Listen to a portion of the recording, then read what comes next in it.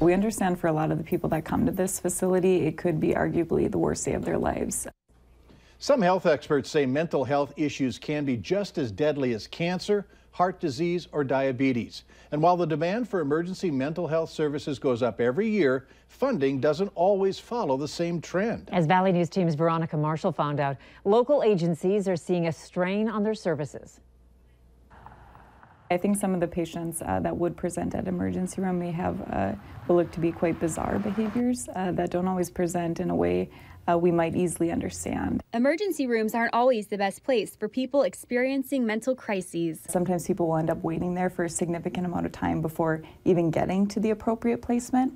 So if you start at the Emergency Mental Health Crisis Center, such as coming to Prairie St. John's, we can kind of skip out on some of that time that you may be spending in an emergency room where you might not necessarily need to be. But with the area growing, so is the strain on local mental health agencies. In 2016, Prairie St. John's had to turn away 1,400 patients. That number improving to only 424 in 2017.